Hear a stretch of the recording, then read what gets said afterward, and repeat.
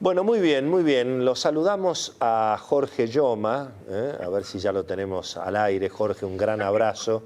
Hoy ¿Qué tal, Will? un gran tuitero, Jorge Yoma. Hoy a propósito de la muerte de Maradona, recordaba Jorge algo que había dicho John Lennon sobre Elvis Presley. ¿Puede ser? ¿Por qué no lo contás, por favor? Sí, buenas noches a toda la mesa. Un abrazo y un placer compartir con ustedes. Sí, recordaba un reportaje que le hicieron a John Lennon cuando, con motivo de todo el éxito y cómo le cayó a ellos, a los Beatles, la idolatría del público y todo lo que se les vino encima cuando se transformaron en los Beatles. Entonces, Lennon decía, contaba que para ellos pudieron soportarlo porque eran 4. Entonces, entre los 4 podían soportarlo todo lo que se les vino encima, la fama, la presión del público, etc. Pero Elvis, antes de Elvis no había nada. Y Elvis era él solo para soportar todo eso y no pudo soportarlo. Y un poco me hizo acordar a un artículo que publica hoy el diario El País de España, donde dice que para Maradona un solo cuerpo jugaba en desventaja con un solo cuerpo.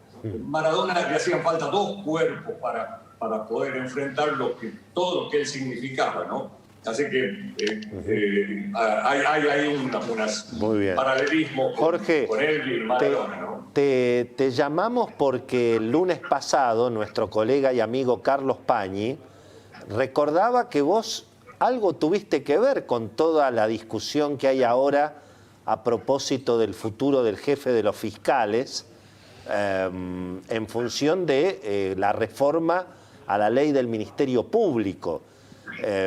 Y que en alguna medida todo aquello que en su momento fue respaldado por Cristina, ahora se quiere cambiar. Y vos tuviste además también en el Twitter un anticipo bastante elocuente. Vos lo que decís es que esta reforma no pasa el examen de constitucionalidad del policía que está en la mesa de entrada de tribunales. Esa es tu teoría, digamos. ¿Por qué no nos contás un poco de aquella historia y de lo que estás viendo hoy? Bueno, la historia es en la Constitución Nacional, en la Constitución de 94, en el artículo 120, que se votó por unanimidad en Santa Fe, que obviamente estaba Cristina, estaba todo el sistema político argentino, se acordó y así se estableció en la Constitución el ministerio, la independencia y la autonomía del Ministerio Público, y se lo clasificó como un órgano extrapoder, es decir, por afuera que no dependía de ninguno de los 3 poderes del Estado. Y tenía plena autonomía y autonomía funcional y autarquía financiera.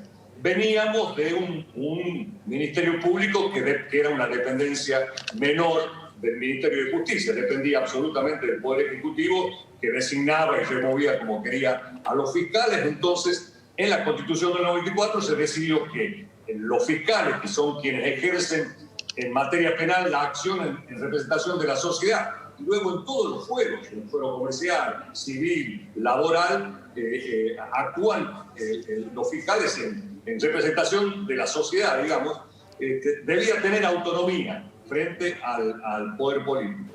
Entonces, luego, cuando volvemos de Santa Fe, en el Senado, comenzamos a trabajar en la ley que reglamentaba la autonomía y salió la ley 24946, que se votó por unanimidad en el Congreso.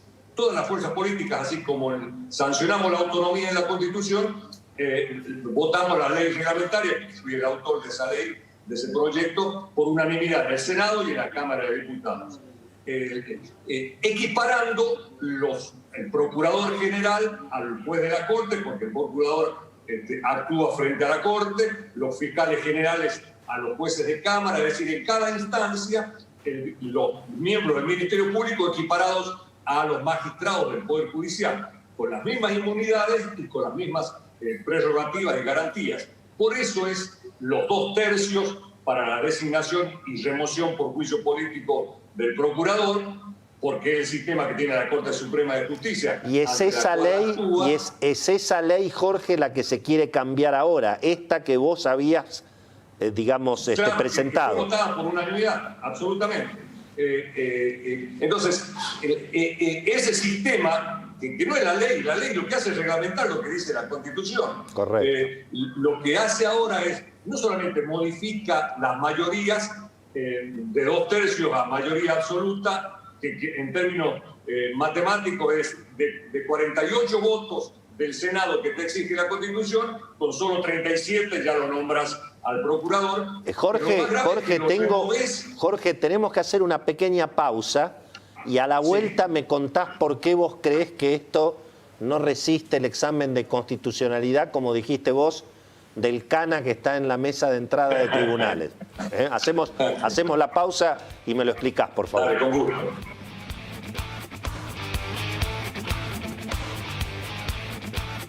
Bueno, muy bien, muchísimas gracias. Antes de la respuesta pendiente de Jorge Yoma, la última de Cecilia, vamos. Tarifas, Sí. 2021, ojo, 2 capítulos de tarifa. Primero va a haber una reevaluación de todo el sistema tarifario. Para eso va a llevar todo el primer semestre. Primera parte del año lo que el gobierno quiere es tarifas de transición, que haya un ajuste antes de que haya ya un plan para todo de largo plazo. Sí. Esa tarifa de transición, 40% de la población pobre debería tener tarifa subsidiada, 45% ajustada en función de lo que han aumentado los salarios, el otro 15%, hay que ver cómo se detecta, cómo se mide y demás, es el que tendría que pagar un ajuste fuerte de las tarifas en el primer trimestre del año. Muy bien, ¿Beto? Sí, como comentamos en el bloque anterior, si se confirma que Máximo Kirchner va a presidir el PJ de la provincia de Buenos Aires, hay que mirar qué pasa con la ofensiva de las reelecciones para los varones, porque no sería precisamente un dato que los tranquilice. Y mientras tanto, Juntos por el Cambio están haciendo todo lo posible para convencer a María Eugenia Vidal para que encabece la lista de diputados de la provincia. Ella hasta ahora se resiste y se entusiasma con ser compañera de fórmula de Rodríguez Larreta en el 23. Ah, bueno. Bueno, muy bien, lo teníamos pendiente al querido Jorge Yoma, que nos está aguardando. Él anticipó que la reforma que se quiere hacer, que está impulsando Cristina, y que se va a tratar mañana, no hay duelo para eso, no resiste un examen de constitucionalidad. ¿Por qué, Jorge, crees que efectivamente esto es así, digamos? Sí, primero porque, como te decía antes, el problema no es solamente que se disminuyen las mayorías de 2/3 a mayoría absoluta para la designación del Procurador General. El problema es que también para la remoción del Procurador General ya no es por 2/3 de la Cámara de Diputados, sino por mayoría absoluta impulsás la acusación de la Cámara de Diputados. Y el Senado también, solo por mayoría absoluta, lo suspende al procurador. Pero la cuestión más grave es de los fiscales.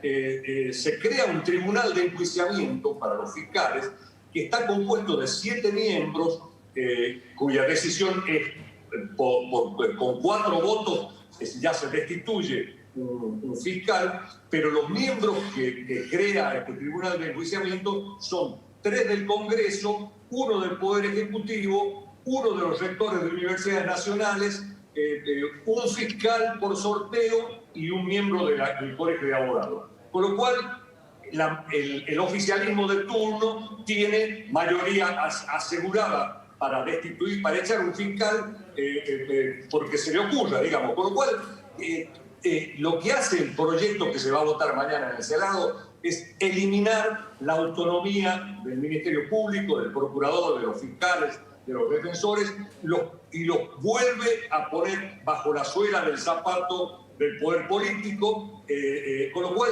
es de una gravedad institucional realmente inusitada. Obviamente que está todo, las discusiones si Rafeca sí o no, pero el contenido de lo que se va a votar es mucho más grave.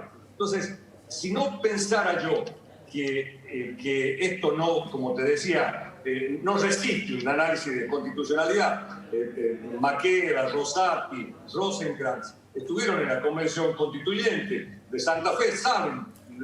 Rosenkrantz fue asesor de Alfonsín, Maqueda y Rosati fuimos convencionales constituyentes juntos.